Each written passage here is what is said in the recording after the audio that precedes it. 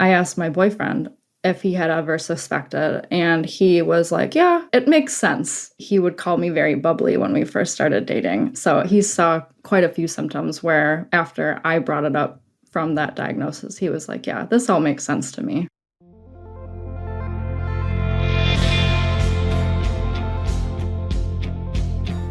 From the Understood Podcast Network, this is ADHD Aha, a podcast where people share the moment when it finally clicked that they or someone they know has ADHD. My name is Laura Key. I'm the editorial director here at Understood. And as someone who's had my own ADHD aha moment, I'll be your host. I am here today with Allison O'Keefe. Allison is a UX designer based in Detroit, and she's also a listener who wrote in. So thank you so much, Allison, for being here. Thank you for being a listener. How are you doing today? I'm good. I'm really excited to be here. Let's start with you sharing your diagnosis story. When did you get diagnosed? In August of 2021, I was struggling a little bit at work, and my workplace is actually very supportive with mental health and well-being. So I attended a webinar because I had no idea how to start therapy. And the key takeaway that I got from it, to start, was write down what has been hard to manage. And my hard to manage bullet points were anxiety and worry, forgetfulness, trouble focusing, trouble falling asleep, and intrusive thoughts. So that is what I went into therapy with. And my goals for therapy were better coping mechanisms and not worrying and being able to focus. Those were my goals. Okay. We'll take care of that in a week or so with therapy, right? Yeah. And so when I started the initial appointment, I went through the questionnaire, and my therapist asked if I'd ever been diagnosed with ADHD, and I had not. It was a surprise to me that it is something that came up that she asked if I had been diagnosed for. Had you ever considered ADHD prior to that? No, it's not anything that ever crossed my mind. Funnily enough, after that first initial appointment, I asked my boyfriend if he had ever suspected, and he was like, yeah, a little bit. It makes sense. So, yeah. Tell me more about that. What, did he give you any more detail?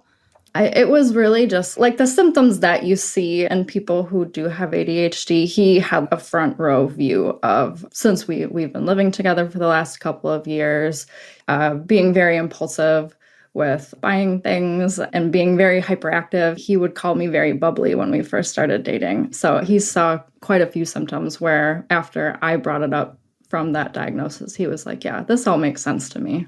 Bubbly. I'm really interested to hear this term. I love unpacking euphemisms that we use for ADHD symptoms. And that's just one that I had never heard before. What do you think he meant by bubbly? I think he meant very excitable. And I have definitely felt that way, even in our relationship and just with friendships in general, where I'm very excitable. I've always said that really small things will make me excited. And I get very interested in things. When somebody brings up a topic, I get very invested and excited about whatever the thing is. So I think that is what he meant by bubbly. We'll come back to that. Let's stick with your diagnosis story for a moment. So your therapist raises the question, have you ever been diagnosed with ADHD? It's interesting that your therapist went straight to, have you ever been diagnosed with ADHD, as opposed to, have you ever considered ADHD? Yeah. And she definitely did let it sit with me for a little while to look into different resources of ADHD, across the internet. I actually took a look at the DSM-5. I started watching YouTube videos and I downloaded podcasts, which is how I found this one. Yay.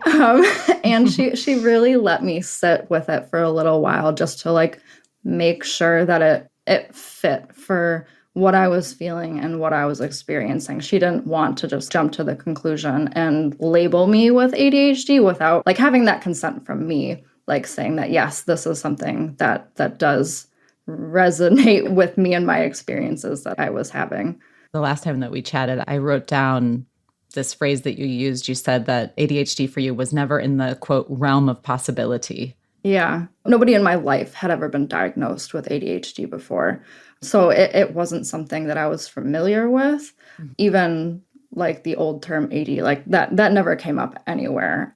Teachers that I had in grade school, high school. It was just never something that ever came up. And I feel like it fits a lot of ADHD people, like out of sight, out of mind. Like it wasn't something that I was aware of. Growing up, to the best of your memory allows, what kinds of ADHD symptoms do you think you were experiencing, even though you weren't aware of it at the time? Definitely chattiness. I was definitely a chatty kid. I got in trouble for that a couple of times in school. I would be passing notes or I would just be like talking in class. Funnily enough, I was also learning sign language with a friend. So we would be like talking in sign language across the classroom. And I did get in trouble for that. But definitely chattiness and a lot of forgetfulness, like forgetting to do homework and bring homework home. I believe I actually forgot to like get something signed by my parents for band. And because I forgot that and I wanted to participate, I forged my mom's signature. And of course, my band teacher was like, that is not a mom's signature, that is a child. So I did get in trouble for that. I also had a lot of brain hyperactivity all the time where I was just constantly thinking and I could never shut my brain off. And because I was in like sports and stuff, I think that the being in sports and sort of like wearing myself out every day, I was able to sort of like get out some of that hyperactivity where I could focus a little bit more. What sports did you play? I played soccer and I did cross country. Very tiring sports. Good way to get out a lot of energy. Yeah. Yes. But it is also very funny, actually. I was very slow. I was not fast. But the girls that I ran with were also slow. And we just used that time to talk. Of course. Yes, it was a great time to talk. That's nice. Forgetting to get things signed, the forgetting to hand things in. I like when people bring that up because it's just this really great example of ADHD in action, especially things that parents can notice early, like as an early indicator. It's like, oh, my kid did the work or my kid is, understands the work, but it just didn't make it to the teacher. Yeah. And I think, schools hand out those planners to the kids, like at the first day of school or whatever. And I remember being very excited to fill out the planner, but I don't know that I necessarily remembered to like keep up with it. Yeah. It's just so much structure that they want you to utilize. But I think a lot of people who do have ADHD know that like structure is great, but it is also sometimes a prison when you have to like stick with it. And that I think was always very difficult for me.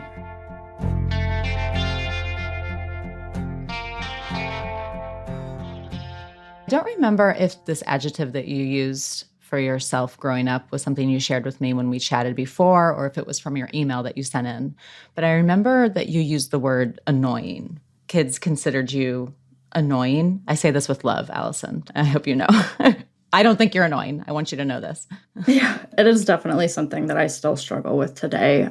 I was definitely very excitable, as we've talked about, and I was always very constantly chatting. And I definitely have a tendency to overshare and go a little bit farther than I think most people would. And that really sort of rubbed people the wrong way. And so because of that, I became the annoying friend. It's actually quite sad. I accidentally came across a text message from people in my friend group where somebody had texted one of my friends saying that I was the annoying friend in my friend group compared to the annoying friend in one of the other friend groups. That was my first sort of initial experience of feeling like, oh, the people that I hang around with, they think that I'm annoying, and that is like rubbing them the wrong way, where it doesn't necessarily like make them want to be around me, which is really sad. I think I was in middle school or like maybe high school. So it's like those formative years where that's not something you want to hear from your friends. And just having that experience definitely stuck with me. And even to this day, I'm very hesitant to like overshare with coworkers and even my friends today. Like they have mentioned like, oh, Allison doesn't really share things with us. And it is something that I'm working on with this new friend group specifically because they're my friends and I want to share things with them. But I'm always very like cautious about what I say because it could be something that is just a little overboard and it ends up pushing people who I care about away. I'm sorry that happened. That kind of thing would stick with me. I can see that it sticks with you and that it impacts how you're approaching your friendships today. Yeah. Part of your racing thoughts, do they involve thinking about yourself and if you quote unquote messed up at any point during the day and maybe were overly annoying or something like that? Is that maybe what keeps you up at night sometimes? Oh, absolutely. Yeah. And it is definitely like a lot of things just pop into my head. It ends up me Googling things very late into the night and sending myself notes so that I can look more into it later the next day. But yeah, overthinking tendencies where I think back to how that day went and my interactions with people throughout the day. The overreactions I definitely think about a lot. And it does sit with me to the point where I usually try to end up like coming back the next day and trying to fix what I might have done the previous day just because it is just sitting with me and sitting in my mind and on my brain. And I won't let it go unless I fix it. I totally feel you. Sometimes I feel like I'm overbearing because I will come back to that thing that got blown out of proportion in my head. And then in the morning, I'm just waiting for the moment when I can reach out to that person and be like, hey, I didn't mean to be whatever, blah, blah, blah, blah, blah. Sometimes like people who get me, they're like, no, it's all good. Like I didn't even think about it. Most of the time they say, I didn't even notice that. Yep. Yeah. And that happens with my boyfriend often where I'll say something and then I can't stop thinking about it. And I come back to him later and I'm like, I'm so sorry that like I overreacted that way or I was in your way. And he'll just be like, well, that's fine. It's not something that I've been thinking about. Yeah. It's such a difficult cocktail. The restless brain, the restless ADHD brain, plus when you know you have ADHD and you have awareness of your challenges, or if you encountered a text about being annoying or something like that, and you have this awareness of how people perceive you. Kids and adults with ADHD, we have content about this on understood.org about feeling remorse for things big and small, like completely blown out of proportion. Like, oh, I did this wrong. I screwed this up. It's really hard to cope with. Do you talk to your therapist about this or? Oh, yeah. Just being able to talk with her. And after a week of ruminating on things, I really like being able to bring things to her to just talk things out. And it's usually when I do talk things out that it all just starts to feel better. And even if it's something that I've been deliberating or like unable to make up my mind about something, it usually ends with me coming to this realization after I've spoken it out loud of like, oh, yeah, well, this is why this happened. Because X, Y, and Z, or this is why I've been feeling this way. Like after I get it out into the open and speaking with her and sort of just having her as a sounding board is very, very helpful for me.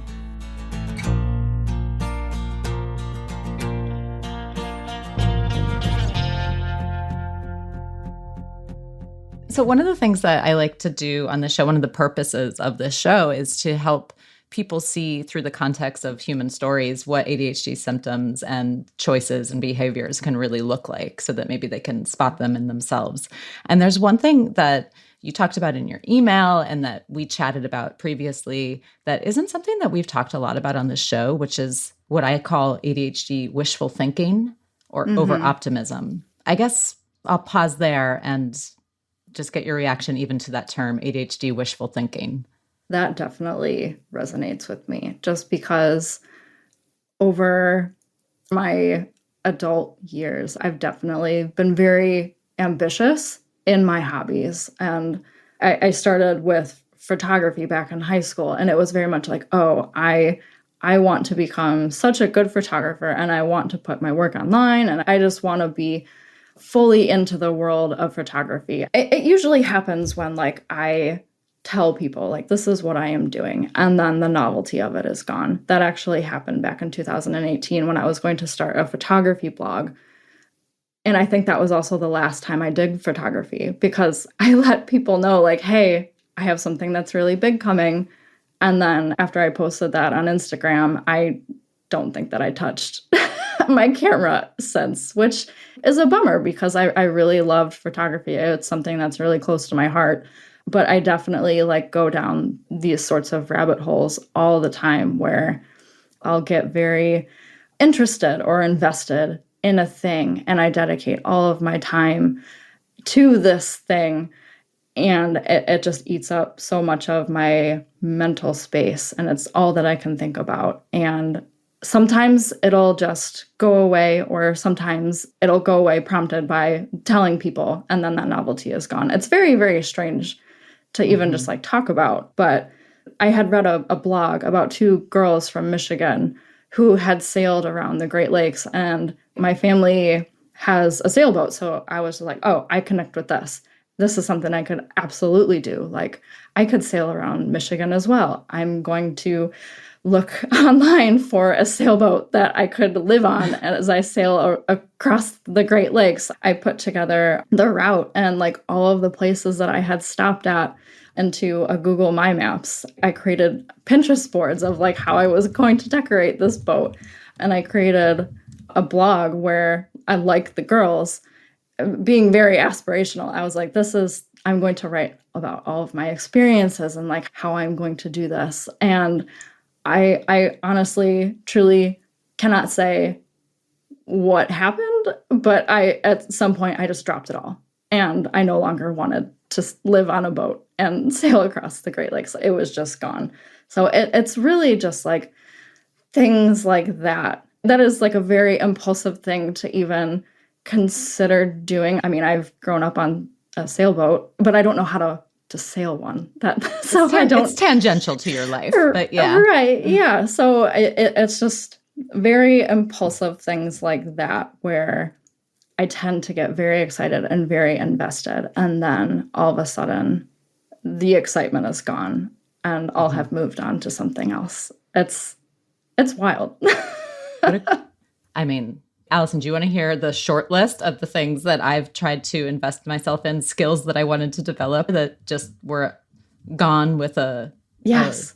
Okay, let's see. Joan of Arc expert and feminist biographer, feminist critiquer of advertising across New York City on billboards and taxi cabs and whatnot. I started a Tumblr that lasted 3 days. Rock critic, movie critic, all these things that I've just tried to do. And I'm like, I'm doing this. This is what I'm going to do. Yeah. And then I'm like, nah.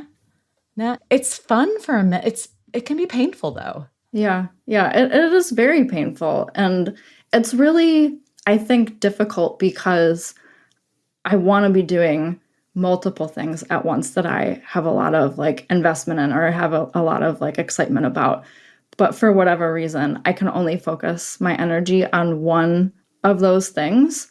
And so it feels very difficult. And I've spoken to my therapist about this. Like, I don't understand how people have multiple interests and like dedicate their time to multiple things at one time. It is an enigma to me, and I don't understand.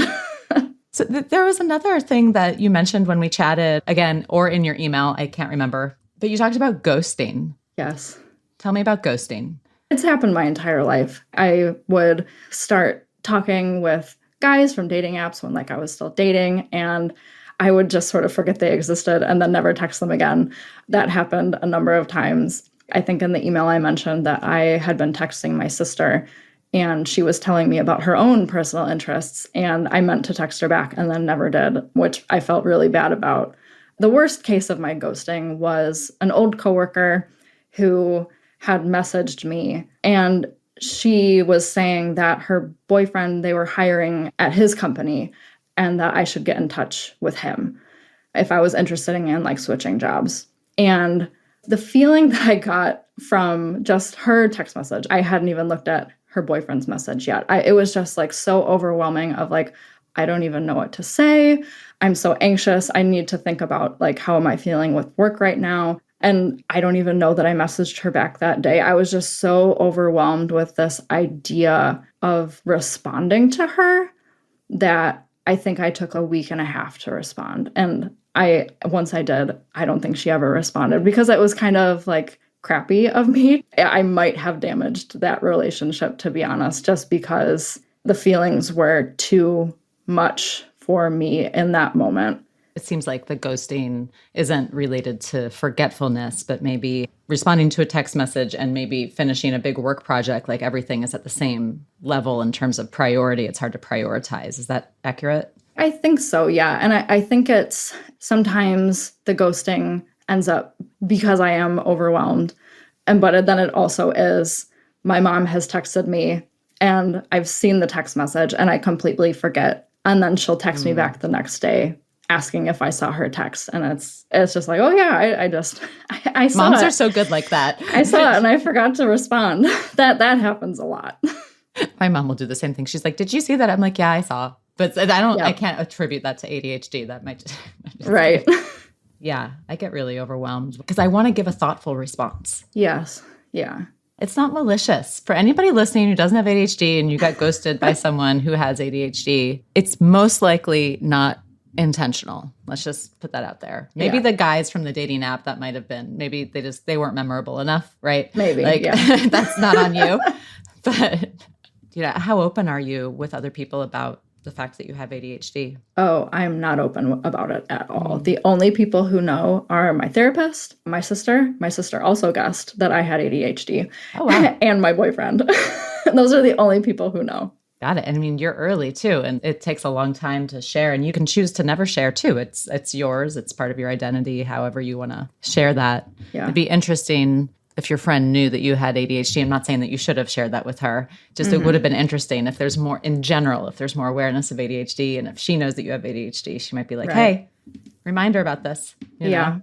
Yeah. And it is definitely something that like I'm grappling with right now. Like I'm not sure yet how, despite the fact that I've come on this podcast and I'm like announcing it to the world that I have ADHD, I'm still sort of grappling with how open I want to be about my diagnosis. I'm actually planning on talking about it with my friends this weekend. I am working on trying to share a little bit more with the people who are close to me. And that's like, I really do want them to know. Like, I want them to sort of understand more about who I am as a person. Yeah. And maybe you'll decide that you don't feel comfortable sharing it at all, or maybe you want to scream it from the rafters. Either way, I think it's awesome, Allison, that you're going to connect with your friends. And, you should write us back and let us know how it goes. But if you don't, I won't be offended because I won't consider it to be ghosting. We're just busy people. Okay. I'll tell you right back. Thank you, Allison, for hanging out with me today. It's been so great to interview you. No, thank you for having me on. I actually had this aspiration at one point. I was doing a running blog because I was really into running at one time. And it was when I first started learning about podcasts and listening about all these podcasts. So I was like, I'm going to combine the two. And I started blogging about running and I started blogging about podcasts. And I was always like, I would love to have my own podcast one day, but I don't even know what I would talk about. So this has been so much fun and I've loved being here. Yay. And see, that's an example. It wasn't wishful thinking. You're here. It's a step in that direction. So thank you so much, Allison. I think you're great. Oh, thank you. This has been awesome.